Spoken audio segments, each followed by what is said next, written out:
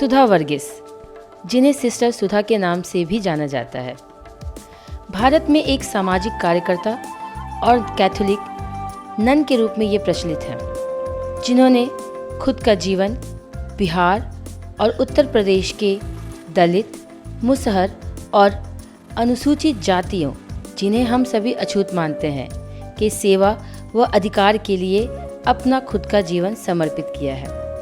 इन्हें 2006 में भारत के सर्वोच्च नागरिक पुरस्कार पद्मश्री से भी सम्मानित किया जा चुका है। नमस्कार, मैं आशुतोष। इस वक्त मैं पटना में हूँ। पटना आप जानते हैं बिहार की राजधानी है। पाटलिपुत्र सम्राट अशोक की राजधानी, बिहार बौद्ध का बिहार, महावीर का बिहार। कई सारे इतिहास में जाएंगे तो बड़े सारे आपको अलग अलग किस्से बिहार के बारे में हैं।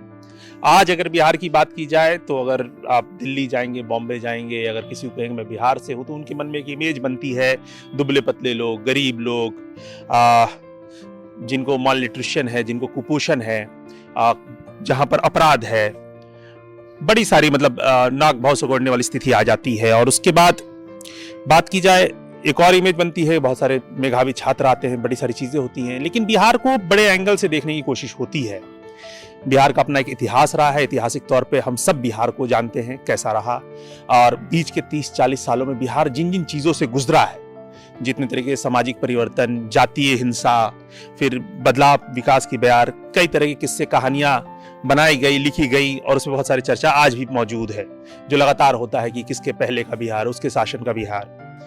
परंतु बिहार को देखने के लिए कई सारे चश्मों में एक और चश्मा है, वो है जाति व्यवस्था वाला बिहार। क्योंकि बिहार को जिस तरीके से लोग जानते हैं कि यहाँ पर भी जमींदार रहे, अभी भी मौजूद हैं, जिनके पास बड़ी जो जातियाँ हैं, जो ऊंची जाति है, जिनको कहा जाता है कथित तौर पर ऊंची जातियाँ, उनके पास जो जमीन के हिस्से रहे और जितने अधिकार रहे। फिर बाकी जो अलग जो छोटी जाति, जिनको कथित तौर पर कहा जाता है कि ये दलित है, जो छोटी जातियों से आते हैं, और उनके जीवन, क्योंकि मैक्सिमम जो माइग्रेशन है, जो मजदूर बनते हैं, उस पर भी अगर आप थोड़ा रिसर्च करेंगे तो पता चल जाए किस जाति के लोग हैं।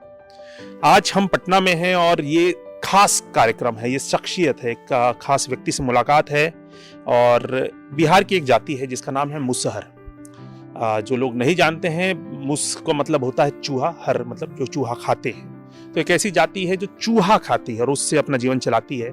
बहुत लोग मानते हैं ट्राइबल जाति थी, बहुत टाइम में कहीं से आई और यहाँ पर सेटलमेंट किया और उसके बाद ये यहीं रहने लगी। लेकिन वो इतनी नीची जाति हो गई कि शायद हमारे आंखों में भी एक मोटा फिल्टर लगा हुआ है कि जब हम घूमते हैं शहर की सड़कों पे या ग्रामीण क्षेत्रों में, तो हम उनको अलग करके ही देख पाते हैं। मतलब शायद हमारी नज़र उन तक पहुंच नहीं पाती है, या फिर हम देख के भी नज़रअंदाज कर देते हैं। वो आपको बड़े बड़े पटना है जो शहर है, जो राजधानी है, उसके भी कई सारे बड़े मतलब जहाँ पर एलीट मोहल्ले हम जिसको कहते हैं, पॉश इलाके हैं, उनके बाहर में कहीं, या फिर जो पटना शहर है उसके कहीं पर सेटलमेंट उनका देखेगा, झुग्गी झोपड़ी में वो रहते हैं और अपना जीवन चलाते हैं। और उसी मुसहर जाति के लिए कई मतलब अपने जीवन का 5 दशक, एक महिला केरल से आकर बिहार में वो अपने जीवन का 5 दशक दे रही हैं। साल 2006 में उन्हें इस अपने काम के लिए पद्मश्री से नवाजा गया। सुधा वर्गीस जी आज हमारे साथ हैं। मैडम, आपका हम बहुत बहुत स्वागत करते हैं। नमस्ते। 5 दशक आपने दे दिए एक काम को, आपको लगता है वर्थ इट रहा? हाँ, बिल्कुल बिल्कुल सार्थक रहा। कारण मैं जो चाहती थी मैं वही कर रही हूँ, इसलिए सार्थक हुआ। मेरा जन्म केरल में हुआ और मैं उधर पढ़े हैं। मेरे परिवार में मेरा माँ, बाबूजी, दादा, दादी, मेरा अपना भाई बहन सब कोई थे। और हम लोग एक मिडिल क्लास फैमिली से हैं, काफ़ी ज़मीन है। और हम पढ़ाई करते थे। उस समय बस उस नहीं था तो पैदल जाना था, कभी देरी करके पहुंचती थी। कुछ भी हो, हमारा स्कूल डेज बहुत ही अच्छा बिताए। स्कूल में जो भी एक्टिविटीज़ था उसमें हम बढ़ चढ़ करके भाग लेते थे, सिवाय स्पोर्ट्स, क्योंकि मैं थोड़ा छोटी थी जैसे इसलिए वे लोग हमको स्पोर्ट्स में उतना माने नहीं भाग लेने देते थे। और उसके बाद हम 8वीं क्लास में पढ़ रहे थे तो मुझे बिहार के बारे में कुछ पढ़ने को मिला, और ख़ास रूप से बिहार के गरीब रोड बगल में रहते हैं, जो झोपड़ी में रहते हैं, टूटा फूटा, और उनका कोई अपना घर नहीं है और उनका कुछ नहीं है। तो हम सोचे ये तो बहुत विचित्र है, हमारा केरल में इस तरह का माहौल हम कभी सुने नहीं, देखे नहीं। मेरा आसपास में अगल बगल में जितने लोग थोड़ा गरीब है उनको सरकार ने, कम्युनिस्ट सरकार ने उनके लिए एक अच्छा घर बना दिया और 10 सेंट ज़मीन दे दिया वो घर के आसपास में। तो ये लोग उसमें कुछ कुछ लगाएंगे और अपना घर में आराम से रहते थे, लेकिन मजदूरी ज़रूर करेंगे, मजदूरी करके वो लोग जीते थे। तो वो सब हो रहा था। तो हम सोचे बिहार कैसा देश है कि वो रोड बगल में लोगों को रहने देता है। तो 8वीं क्लास में भी तो थी, लेकिन मैं उस समय तय किया कि हम बिहार जाएंगे, जाकर के ये थोड़ा देखने वाली बात है। तो मन में उस वक्त आपके आ गया कि मुझे अब बिहार तो कहीं ना कहीं जाना है, मतलब और तो मैं इसके बारे में मैं किसी से बोले नहीं। 10वीं क्लास का मेरा परीक्षा खत्म होने थे, फिर ये बात मेरे मन में घूम रहा है। तो परीक्षा का रिजल्ट आई, मैं पास हो गई। ये 1960 हाँ, कितना? यस, 60 61 62 61 की 62 या। तो हम रिजल्ट आने के बाद मैं मेरे पिताजी के पीछे पड़ गया, चलो हमको जाना है बिहार। तो बिहार के बारे में मेरे पेरेंट्स नहीं जानते थे क्या है बिहार ऐसा। तो मेरे पिताजी बोले हाँ वो तो है, उत्तर भारत का ही है, तो उधर तुम क्यों जाएंगे। उसको समझ में नहीं आया क्यों हम ही बिहार के पीछे पड़े हैं। लेकिन अंत में ये बिहार से कुछ लोग आए थे केरल में कुछ लड़कियों को वापस लाने के लिए, चाहे वो टीचर बने या जो कुछ करे, कुछ ट्रेनिंग भी देंगे। तो मैं इसके बारे में मैं उस समय का पेपर में पढ़े थे कि वो लोग आए हुए हैं एक ऐसा जगह पर। तो मैं मेरे पिताजी के पीछे पड़ गया और बोला चलो ना हम लोग जाके उन लोगों से मिलेंगे और हमको बिहार जाना है, इन्हीं लोगों के साथ हम जा सकते हैं। तो मेरे पिताजी उसको बहुत अनसुनी करके ये कर रहे थे। तो मैं फिर ये बात मेरी नाना के पास पहुंचा। तो नाना घर आए और फिर हमसे बात की, हम बोले ना हम जाएंगे, कैसे भी हम जाएंगे। तो नाना फिर मेरी माँ और बाबूजी को समझाए कि देखो ना इनको जाने दो, इतना जिद्दी कर रही है कि इसको जाने दो, यदि पसंद नहीं आए तो वापस आएगी और क्या, इसमें क्या दिक्कत क्या है, आप लोग क्यों इतना विरोध कर रहे हो। तो ये सब बोले। तो फिर मेरा पिताजी थोड़ा सोचने लगा, लेकिन मेरी माँ बिल्कुल नहीं सोचना चाहिए था इसके बारे में। तो वो रोना धोना शुरू किया, इसे तो रोना होने की जरूरत नहीं, हम जाएंगे। तो फिर मैं चले आए, बिहार चले आए। तो इधर आए तो स्थिति बहुत अलग है। हम तो शुरू में हम देखे नहीं कोई झोपड़ी उपड़ी, हम तो आ गया एक बड़ा स्कूल में और उस स्कूल की लड़कियां को देखा, सब गोरी गोरी मोटी तगड़ी यूनिफॉर्म पहने हुए हैं। तो मैं बोले अरे बाप रे हमको कहाँ लाए गए लोग। तो मेरे साथ और भी कुछ लड़कियां थी। तो मैं बोलने लगा अरे हमको लगता है हम गलत जगह पर पहुंचे हैं। आपको लगा आपने जो पढ़ा वो कहीं गलत पढ़ लिया, शायद वो चीज यहाँ मौजूद नहीं है। तो मैं बोले ये कौन सी है जी, तो हम क्यों इन लोगों के साथ, हमको कुछ नहीं करना है, हमको अच्छा नहीं लग रहा है। तो मेरे सहेली लोग बोला तुम अभी चुपचाप से रहो, तुमको मालूम नहीं आगे क्या है, तुम एक दिन का देख करके 2 दिन का देख करके तो हल्ला मत करो, आराम से रहो। हमको इधर रहने के लिए हमको भाषा सीखना है, किनसे तुम बात करेंगे, तुम कुछ भी पूछ नहीं सकते किसी से, इसलिए चुपचाप से रहो, हम लोग देखते हैं। तब तक आप अपनी ही भाषा बोलती थी जो आपको आता था। हाँ। तो फिर आपने हिंदी यहीं सीखी? या हिंदी यही सीखी, इंग्लिश भी बोलना इधर ही सीखे। इधर ही इंग्लिश का कुछ माने कुछ टेक्निकल, लेकिन बोलना आराम से बोलना नहीं जानती थी। तो हिंदी इंग्लिश इधर ही सीखे हैं। काफ़ी रोज क्लास होता था, मेहनत करना था हिंदी इंग्लिश सीखने के लिए, तो सीखे। उसके बाद कभी कभी उधर से, जहाँ हम रहते थे उधर से एक गाड़ी जाती थी गांव तरफ। हम सुने वो लोग बोल रहे थे कुछ हेल्थ पर काम करने के लिए। तो मैं बोला हम भी गाड़ी में जाना चाहते हैं, जाना है। तो वो लोग हमको एक दिन जाने दिया। तो उधर हम गांव देखे, मैंने गांव, छोटे छोटे घर है, बहुत पूरा एक साथ, एक घर के नज़दीक दूसरा घर है, उस तरह का।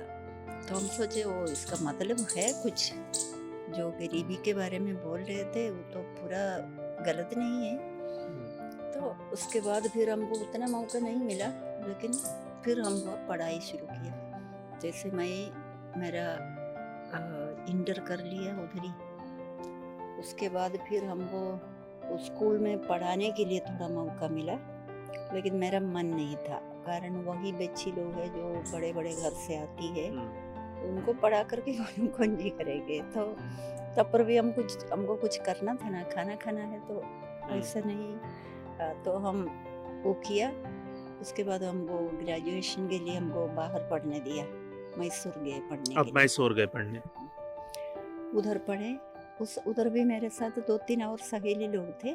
तो उन लोगों के साथ हमेशा हम बोलते थे अरे हमको मन नहीं लग रहा है, क्योंकि हम जो खोज के आए हैं वो नहीं मिल रहा है। तो वो लोग बोले तुम पता नहीं कौन जी खोज के आई है, तुम अभी चुपचाप से अपना। मैक्सिमम जो उस उम्र में होते हैं तो लोग पैसा चाहते हैं, चाहे बेहतर हाँ। जीवन चाहते हैं, लेकिन आपको शायद ऐसा नहीं लगा कि मैं कुछ ऐसा चाह रही हूँ जो कि बहुत लोग नहीं समझ पा रहे कि आप हाँ। बहुत कम, क्योंकि आपकी उम्र भी बहुत कम रही होगी जब आपने Yes. पहली बार चाहा, तो लोगों को लगा भी मतलब कुछ अलग। आपको ये भावना जैसे कहाँ आई कि आपके पेरेंट्स या कुछ पहले से भी कोई लोग इस तरीके से काम करते, सोशल वर्क करते थे? नहीं, सोशल वर्क कभी नहीं सुने थे मैं, लेकिन मेरे पेरेंट्स बहुत ही संवेदनशीलता से दूसरों के बच्चों के साथ, जैसे हमारे खेत में काम करने के लिए जो लोग आते थे उनके बच्चों को साथ में लेके आते थे।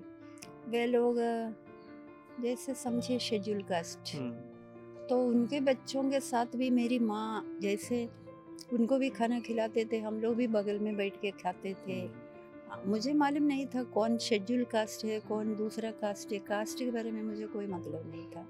तो मैं, मेरे पिताजी भी, मेरी माँ भी दूसरे बच्चों के साथ, दूसरों के साथ ऐसा बर्ताव करते थे कि कोई ऊपर नीचे वाला भावना नहीं था, ना उनके साथ उस तरह का व्यवहार किया। तो ये मुझे लगा कि ये सही है।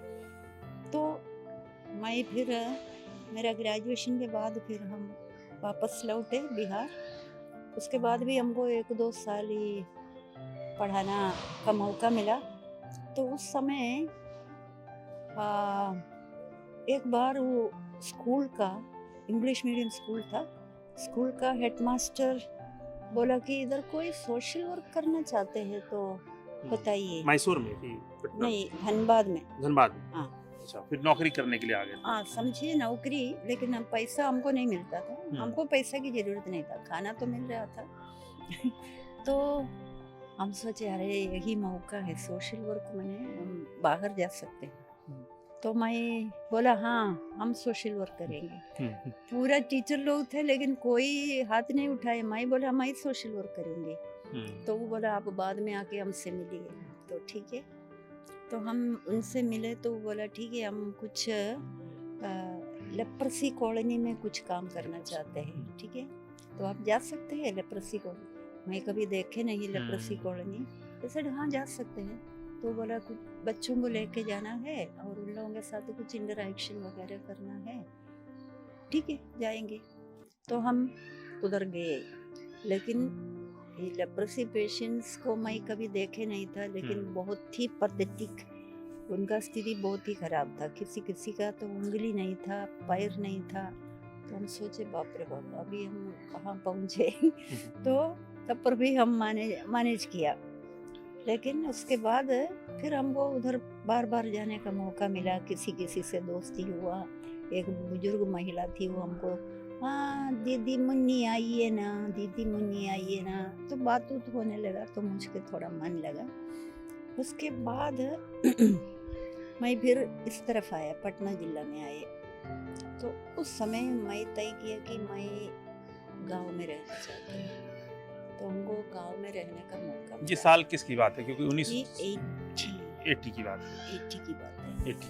हमको गांव में रहने का मौका मिला, तो हम उसके पहले ही सोच के रखे थे मेरे मन में, जहाँ जो हम देखे हैं बिहार के बारे में वो मिलेगा तो उन लोगों के साथ हम रहेंगे, नहीं तो मैं खोजूंगी उन लोगों को, खोजूंगी उस तरह के लोगों को जो सबसे ज़रूरतमंद है, जिनको मैं मेरा पूरा समय देंगे, पूरा मेहनत देंगे, मेरा पूरा प्यार देंगे और उनके साथ जो कुछ करना है हम करेंगे। ये मैं तय किया था। तो जब हमको ये एक गांव में जाने लगा, वो मुसहर टोला था, ठीक है। तो ये मुसहर शब्द पहली बार आपने उसी वक्त सुना था या उससे पहले भी आपने नहीं। सुन रखा था?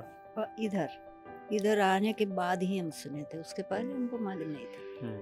तो हम ये मुसहर टोला में घुसे, उधर का ये गंदगी, वो एक ओपन खुला कुआं था, उसके चारों पट्टी पूरा अंबार गंदगी का, और बच्चे कोई कपड़ा नहीं पहने हैं, औरत लोग बैठे हैं, सब हमको गंदगी ही नजर आ रहे थे। तो मेरे भीतर से एक सवाल आया, तो तुम खोज रही थी तो यही है, तुम आगे जाना चाहते हैं या पीछे जाना चाहते हैं, ये सवाल मुझको भीतर से। तो हम बोले तुम इतना संघर्ष, इतना लड़ाई लड़ करके इधर तक आए और अभी तुम क्या सवाल पूछ रहे, चलो आगे। तो आगे ही गया। और तो ये उधर मन की जो स्थिति थी वो आपको उस वक्त थोड़ा आ गया ख्याल में कि क्या मैं करूं, आगे बढ़ूं या पीछे बढ़ूं? गंदगी हमको डराने लगा, समझे ना। लेकिन फिर हम सोचे, फिर ये बच्चे जो हमको पहले बार देख ही रहे थे, लेकिन सब दांत दिखा करके मेरे पीछे आ गए और देख रहे थे क्या है। वो लोग नहीं जानते थे हमको, ना हम उन लोगों को जानते थे। तो हम आगे ही बढ़े। उधर हम एक जगह मिला हमको, पहले से बात किए हुए थे, कोई एक जगह मिला हमको रहने के लिए। क्योंकि खबर है कि 1986 में आपने एक तरीके से उनके बीच जाके, उनके घरों के साथ आपने भी एक मिट्टी के घर में अपने खुद वहां पर रहने चली गई और उसी घर में अकेले आप रह रही। उधर हम रह करके बच्चों के साथ मेरा पूरा इंटरेक्शन, खेल गाना, जिसको पढ़ना है पढ़ाएंगे। तो पूरा समय मेरे सवेरे कम से कम 2-3 घंटा बच्चों के साथ बिताए। उसके बाद उन लोगों के माँ लोगों को भी बुला करके थोड़ा एक मैंने इंटरेक्शन शुरू हुआ, चर्चा हुआ। तो उस सब के बाद मैं बच्चों को स्कूल भेजने का तैयार किया। तो जब आप काम कर रही थी, उनके बीच रहने लगी, तो क्या कभी ऐसा नहीं लगा कि उनके जो पुरुष हैं या फिर उनके मन में जो डर अचानक आ जाए कि कौन बाहर से आ गया है जो हमारे बच्चों के साथ काम करना चाह रहा है, हमारी महिलाओं से बातचीत कर रहा है, तो ऐसा नहीं हुआ कि वो भी कुछ विरोध या उनके मन का भय या फिर कभी कोई प्रतिक्रिया आपके खिलाफ की हो? एक इंसिडेंट हुआ, वो आदमी उनके पत्नी को मारे है और उसको भगा रही थी घर से। अंधेरा हो गया था, उसको घर से भगाया। वो दारू पिए हुए थे और उसकी औरत को मारे और भगा रही थी। तो वो भाग करके, हम खड़े थे, हल्ला उल्ला सुन करके मैं तो बाहर निकल के खड़ी थी। तो ये आकर के बोला, दीदी हमको बचाइए ना। तो मैं उसको पकड़ करके बचा लिया। तो ये आदमी आया और मैं ये महिला से बोला, तुम जाओ ना, मेरा झोपड़ी में जाओ ना। तो वो चली गई मेरे जहाँ हम रहती थी, और ये आदमी खोज रहे थे, इसको नहीं मिला। तब ये ऐसा एक गलती बोला, हम ही तुम्हारे झोपड़ी में आके सो जाएंगे, वैसे वो बोला। तब तक वो कुछ ना हुई, वो लोग पकड़ के उसको पीटा, तुम क्या बोले, बदमाशी करेगा बोल करके उसको पीटने लगा। तो वैसे एक पुरुष को प्रॉब्लम था, नहीं तो कोई कुछ नहीं बोलते थे, क्योंकि वो लोग दारू पीते हैं तब ही उनका मन में इस तरह का कुछ झगड़ा करने का ही आता है। सवेरे फिर वही है, हाँ प्रणाम दीदी, सवेरे अलग मूड अलग ही रहता है। तो उसके बाद मैं 19 बच्चों को स्कूल भेजे। एक शर्त पर वे लोग स्कूल जाना तैयार किया, तुम पहुंचाना हम लोगों को। अच्छा, सुबह छोड़ना है। हाँ, और उस शाम को लौटाने में आना है। तो उनको ये डर था क्या कि हम जाएंगे तो कुछ छिड़कानी होगा?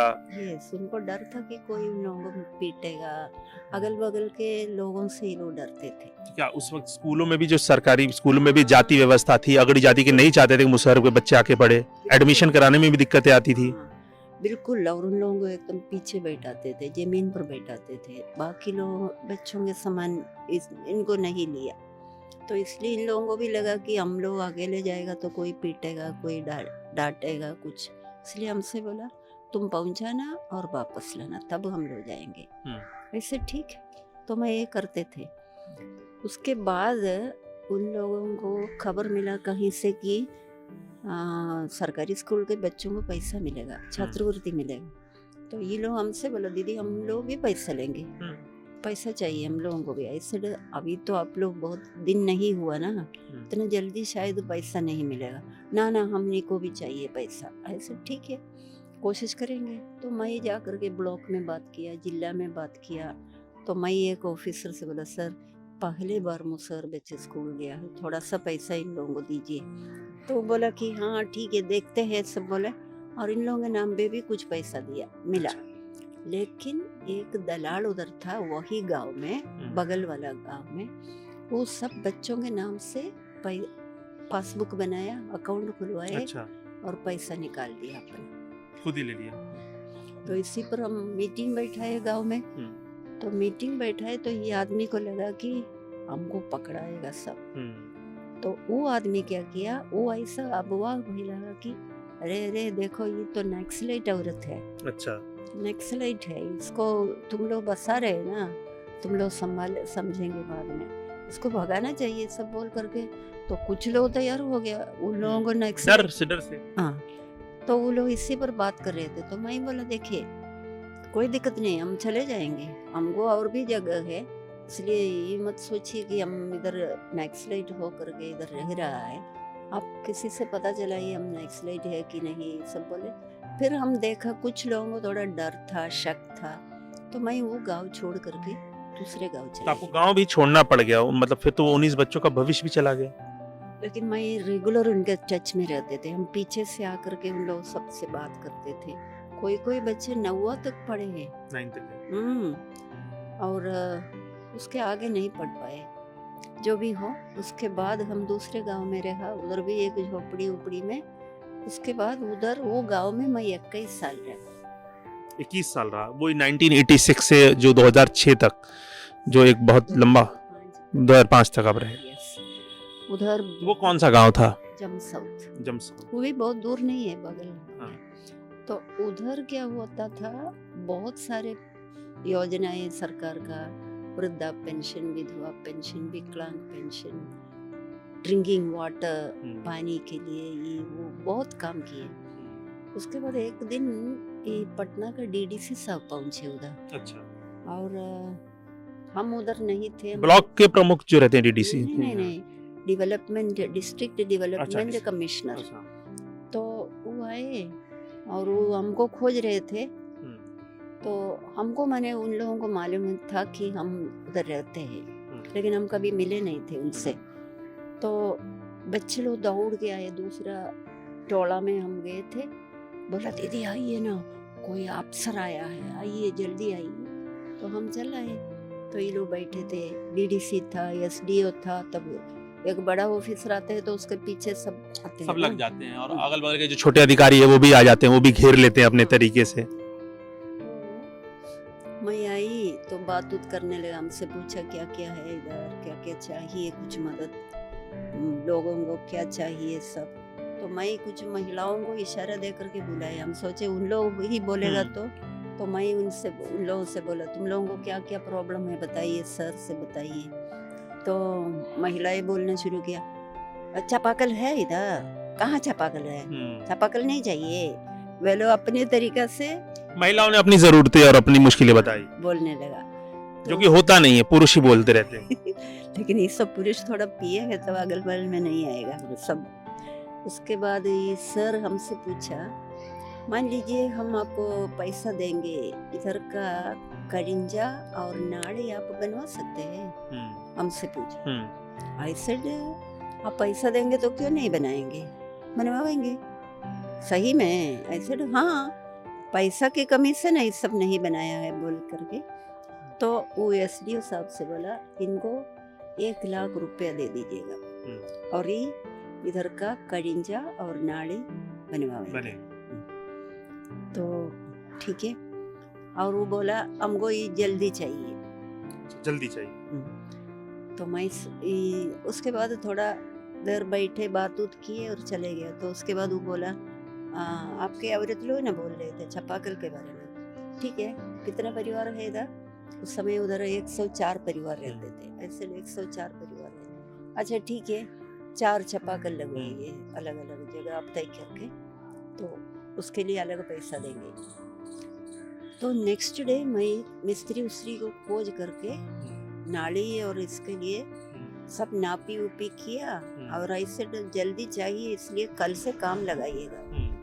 तो मैं बोला, उसके बाद गांव में मीटिंग करके हम बोला देखिए हर परिवार से एक जन काम करेगा, मजदूर भी करेगा, मजदूरी करना है, आपको जो मजदूरी है वो पैसा आपको मिलेगा, वैसे हर घर में पैसा जाएगा और ये अपना काम समझ के करेंगे।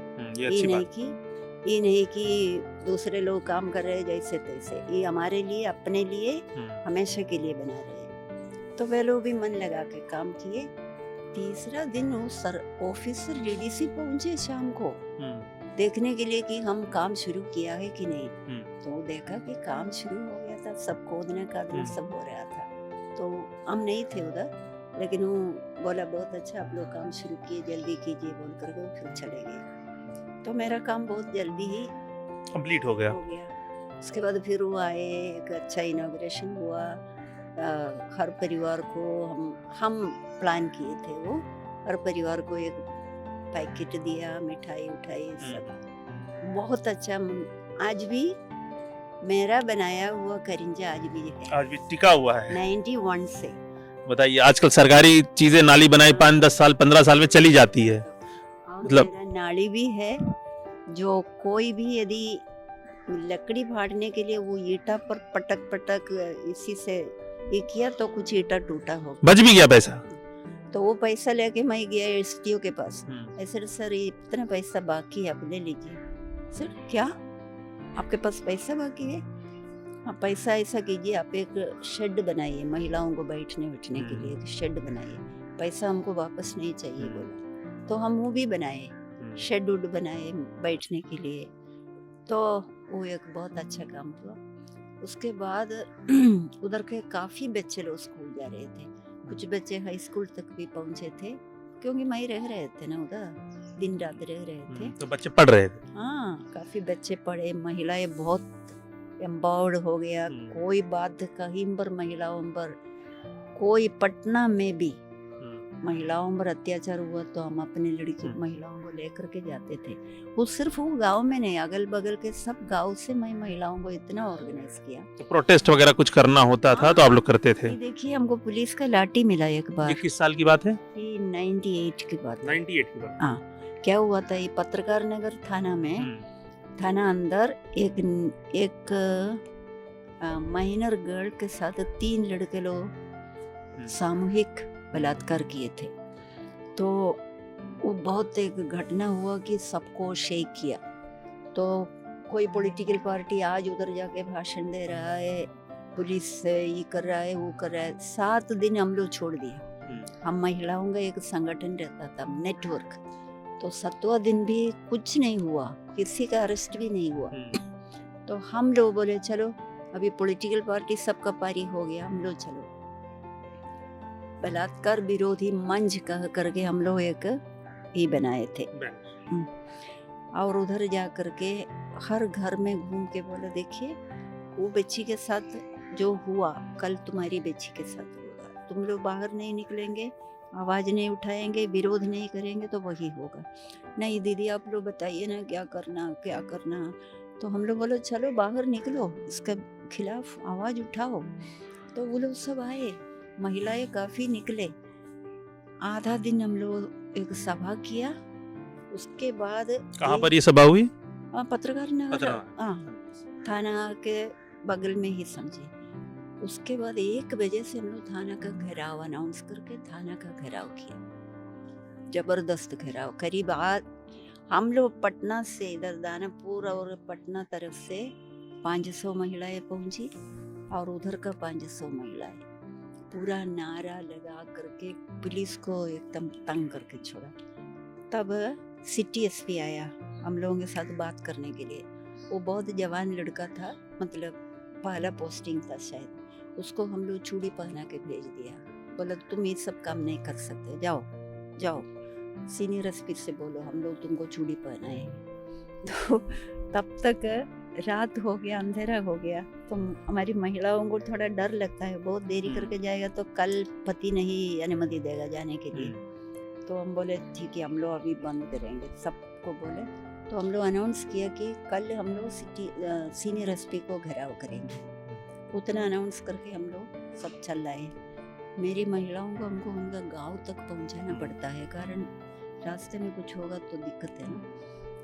अरे 7:30 बजे का न्यूज़ में ये हुआ कि तीनों लड़के लोगों को पुलिस ने फ्लाइट से पटना ले आया, सरेंडर करवाया।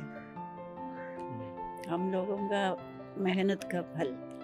तो ये खबर हम लोग उस समय ना मोबाइल है ना किसी के पास, सब अखबार से ही था जानकारी। बस, और किसी के पास बेसिक फोन है तो हमको कोई खबर दिया मेरा बेसिक फोन पे कि देखिए ऐसा वो लोग जाके सरेंडर किया।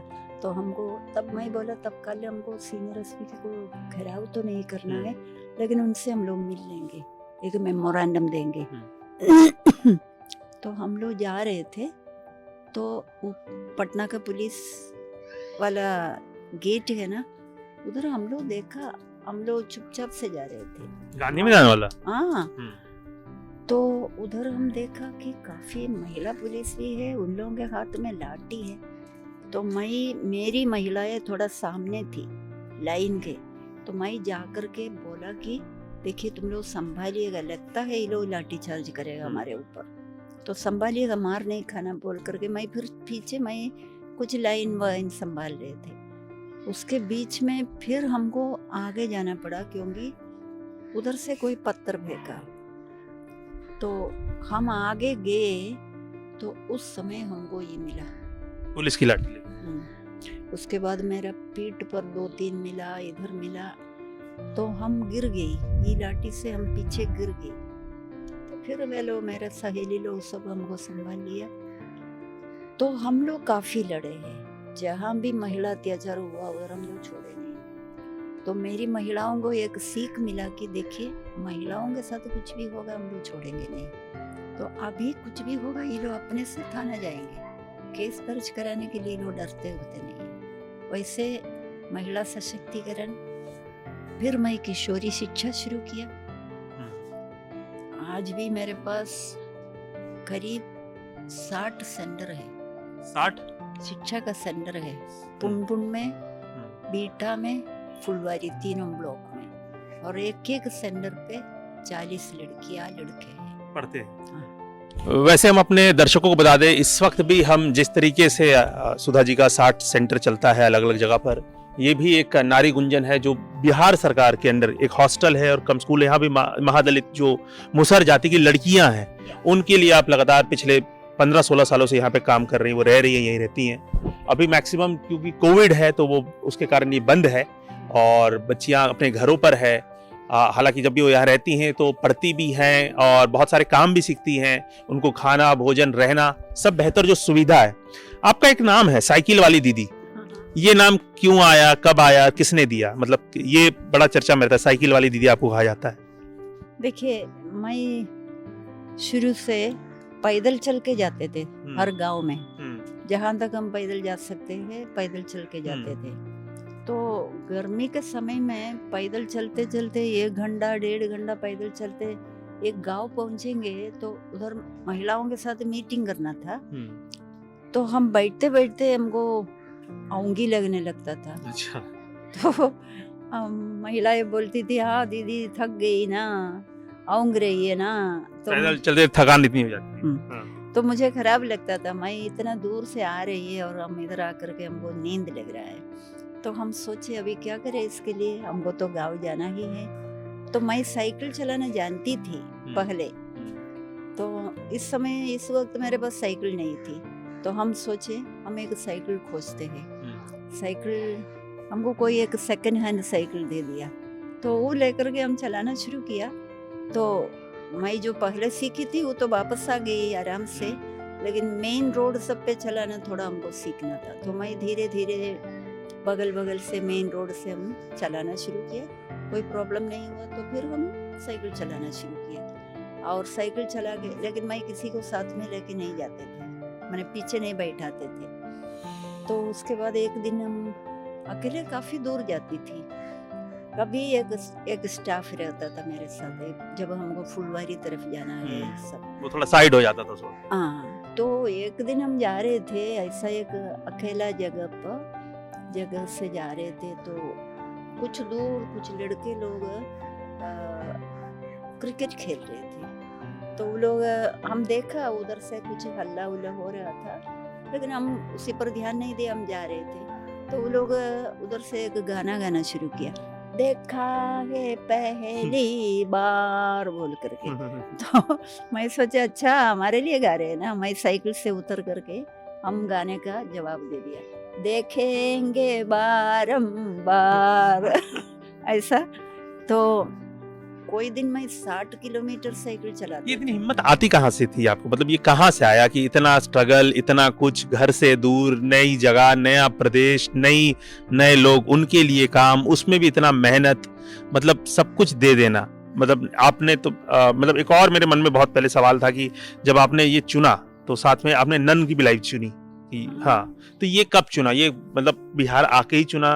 क्योंकि परिवार वालों का कैसा एक्सेप्टेंस रहा इसको लेकर? मतलब बड़ी सारी चीजें हैं जब आपको जब जान रहे हैं तो और लगता है कि इतनी विषम परिस्थिति में आपने काम की, इतना आपके लिए मुश्किल भी है कि एक नई जगह पे आके नया भाषा रहना, उसके बाद भी आपने एक अलग और लाइफ चुनी। मतलब इतना कुछ कैसे बना और इतनी हिम्मत आई कहाँ से? अरे यदि आप कोई चीज में मन लगा देता है ना, और आपको लोगों का सहयोग भी मिल रहा है। हम जो गांव में रहते थे, इतना गरीबी भी था उधर, लेकिन उन लोगों का प्यार हमको बहुत आगे ले जाते थे। जिनके घर पे मछली है, मछली हमको भी मिलेगा जी। आलू उखाड़ने का टाइम है तो मेरे घर पे 5 किलो आलू आएगा। प्याज का टाइम है तो उधर से आप प्याज आएगा। दीदी आप ये भी बनाइए, ये भी खाइए, ये भी। हमको चूहा भी खिलाते थे। तो आपने चूहा भी खाया उनके साथ? हाँ, खाए हैं। लड़के लोग हमको खिलाए थे। तो खुद ही पकड़ते थे? तो उन्होंने पकड़ना सिखाया था? आप पकड़ते थे कैसे? पकड़ते नहीं थे। हाँ। लेकिन वे लोग, हम इसको अवॉइड करने के लिए कोशिश किया। तो एक दिन हमको वे लोग खेत में वे लोग चूहा पकड़े, अपने से पकाए और खा रहे थे। तो हम उधर से पार कर रहे थे, हम नहीं, उन लोगों का नजर में नहीं आना चाहते थे। तब पर भी वो लोग बुलाए, आइए ना दीदी, आइए ना दीदी बोल करके बुलाए और बोला आज आप कुछ खाना है थोड़ा सा। तब मैं बोला नहीं नहीं, आज कैसे खाएंगे, हम नमक के साथ ही खाते हैं। मैं सोचा उन लोगों को नमक खेत में कहाँ से मिलेगा। तो बोला नमक, अच्छा ठीक, बैठिए आप बैठिए। कहाँ से, तो दौड़ के एक परिवार दूर से जा करके नमक लेकर के आया। तो फिर हमको एक पैर दे दिया, हम खा लिया, क्या करें। तो वैसे देखिए, इसमें मेरा पूरा जी जान लग गया था ये काम में, और मुझे ये काम बहुत अच्छा लगा। वो लोग पढ़ रहे, साफ सुथरा होने का है, लड़कियां पढ़ रहे हैं। तो मुझे बहुत उन लोगों का सहयोग मुझे, और वे लोग हमको अपना समझे ना, अपना समझ करके हमको स्वीकार किया। और मैं उन लोगों को भी अपना समझ के, उन लोगों से कोई लड़ते हैं तो हम छोड़ते नहीं थे। हम भी उन लोगों के साथ लड़ाई में रहते, जो संघर्ष है उसमें मैं भी उनके साथ थे। हमारे लड़की महिलाएं मट्टी ढोने जाते थे, तो मैं भी गया मट्टी ढोने के लिए। उन लोगों को वो लोग देते थे 10 रुपया, हमको 16 रुपया दिया, एक दिन का मजदूरी। तो आपने सवाल किया? हाँ, ऐसे आप ये ऐसा क्यों करते हैं, ये लोग जो हमसे ज्यादा ये लोग ढो रहा है और आप इसको 10 रुपया क्यों दे रहे हैं जी। वो बोला आपको जो मिला वो लेके चलिए, आप हमको ये सवाल नहीं कर सकते। इसलिए सवाल हम कर रहे हैं, आप जवाब नहीं देंगे तो आपको दूसरे कहीं पर जवाब देना पड़ेगा, हम कंप्लेन करेंगे, ये सब हम बोले। लेकिन मैं ये जाना छोड़ दिया। इसलिए हम आते और, लेकिन आप ये 2 तरह का आपका 2 रंग नीति मुझे पसंद नहीं है, इसलिए मैं फिर नहीं आऊंगी बोल करके हम छोड़ दिया। लेकिन शायद 2 रुपया कुछ बढ़ा दिया बस। तो मैंने दूसरा सवाल आपसे और पूछा, जो आपने चुना नन की लाइफ, ये फैमिली कैसे एक्सेप्ट की, मतलब आपके मन में आया तो किस तरीके का रहा वो स्ट्रगल, मतलब वहाँ भी स्ट्रगल रहा कि नहीं, उन्होंने आसानी से एक्सेप्टेंस? हम उतना ये मेरे मन में वो नन से ज़्यादा मुझे ये पसंद था, ये मेरा मन पसंद वाला काम था, उसके लिए हम आए थे। और मेरे परिवार को किसी भी तरह से पसंद नहीं आया। मैं पहले सोचा मैं कॉन्वेंट में जहाँ आराम से रहेंगे, एक स्ट्रक्चर्ड लाइफ है ये। जब मैं उनको बोले कि मैं गांव में रहती हूँ, मेरी माँ बोले जरूर ही कुछ गड़बड़ी किए हैं, कुछ नटखट काम किए हैं, तब न ये लोग ये जाकर के रह रही है। और हमेशा हमसे पूछते थे आपके साथ कौन है, उनको लगता हो कोई तो होगा साथ। हाँ, लेकिन मेरे साथ तो कोई नहीं था। तो मैं बोले अरे मेरे साथ तो बहुत गांव के बहुत महिलाएं हैं, ये सब हम बहाना मारते थे। तो वे लोग मेरे भाई को बोला, मेरा भाई एयरफोर्स में था उस समय, भाई को बोला एक बार आप जाइए ना, वो ये कहाँ रहती है, ये भी आपसे बहुत दूर नहीं होगा, आप एक बार जाके देखो ये क्या है। तो मेरा भाई आए देखने के लिए, तो उनको लगा कि काम तो ठीक कर रही है, कोई दिक्कत नहीं है। इसलिए मेरी माँ को समझा दिया, आप इतना डरने की ज़रूरत नहीं है, शी ये तो काम ठीक से कर रही है और लोग बहुत खुश है, इसलिए कोई डेंजर नहीं है। मेरी माँ को दिक्कत था कि कुछ लोग इसके खिलाफ कुछ बोलेगा करेगा, हो सकता है जान भी मार देंगे, उस तरह की बात। तो ऐसा कुछ नहीं था। तो मेरा भाई जाकर के बोलने के बाद मेरी माँ थोड़ा अस्थिर हो गई, नहीं तो मेरी माँ बीमार पड़ती थी मेरे सोच से। तो उसके बाद सब ठीक ठाक हो गया। लेकिन वे लोग कभी नहीं सोचा मैं इतना लंबा समय तक गांव में रहेंगे। तो फिर उसके बाद फिर हम इधर आए 2005 में। एक ऐसी घटना, हाँ, मुझे ये क्लासेस हैं कि हॉस्टल से? हॉस्टल है, इधर वे लोग रहते हैं। और पढ़ाई किधर होती है? पढ़ाई ये बिल्डिंग में भी होता है, ये लाल वाला में भी होता है। अच्छा, इसमें भी दोनों में क्लासेस चलते हैं। तो टीचर्स वगैरह कहाँ से आते हैं? कुछ अगल बगल से, अगल बगल वाले कोई फुलवारी का है, तो कोई तो सब सरकारी टीचर्स हैं, सब गवर्नमेंट टीचर्स हैं। सरकार पैसा देता है, हाँ, सिलेक्शन आप करते हैं। तो देखिए, आप 2006 पे आना चाहती हैं, जो घटना आपके साथ घटी उस पे आना चाहती हैं, लेकिन मैं उससे पहले और कहीं जाना चाहता हूँ, क्योंकि आपकी यात्रा रही है 1960-70 से बिहार की, एक लंबी यात्रा मानते हैं। और उसके बाद 90 में माना जाता है कि बिहार में बड़ा बदलाव आया, अगड़ी जातियों से सत्ता जो है वो बिहार से निकली, और वो ओबीसी और लालू प्रसाद यादव और मंडल कमीशन 1991 में आया। और उसके बाद माना गया कि जो छोटी जाति, जिनको चलने का नहीं था, चप्पल नहीं पहन सकते थे, और जो बड़ी जातियों के दरवाजे से गुजरने में उनकी दिक्कत थी, उनको कोई ताकत आई, उनके पास आवाज आई, हक आई, और उसको भी आपने एक तरीके से देखा। और बड़ी सारी कहानियां हैं कि जब 1990 से पहले जो छोटी कथित रूप में जो छोटी जाति है, जो मुसहर हो गए, जो और दलित की जातियां हो गई, उनके साथ जो अगड़ी जाति के अगर 15-16 साल के लड़के भी एक छड़ी लेकर उनको गांव से बाहर हाँक सकते थे, उतनी हिम्मत थी और वो हाँक देते थे। ये भी कहानियों में है कि अगर वो एक जगह रह रहे हैं, सेटलमेंट कर छोटी जाति मुसहर के लोग, तो उनको भी अगर उनका 15-16 साल 20 साल का कोई लड़का आएगा तो 20-50 लोगों को ऐसे छड़ी से ही हाँक देता था। तो वो भी आपने देखा। और फिर बाद में आप 2005 के बाद एक बड़ा बदलाव आपने और भी देखा, जब सत्ता नीतीश कुमार जी के पास आई, तो डेवलपमेंट वाली बात।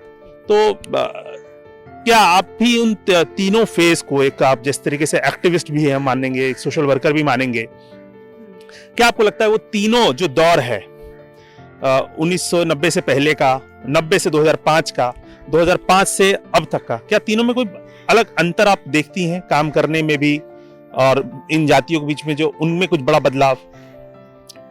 अंदर तो है। जो पहले जो था जो फ्यूडल सिस्टम, तो उस समय तो हम लोग, हमारे लोग समझे कोई माने उसका प्रॉपर्टी है, उसको जब हम चाहते हैं तो पीट सकते हैं, उसको हमको मन करता है भगाने का तो भगा सकते हैं, तो काम करा सकते हैं, काम कराने के बाद कुछ नहीं देंगे तो वो कुछ मांग नहीं सकते हैं। उस तरह का व्यवस्था था। बहुत क्या बोले, अमानवीय हम्म, तरफ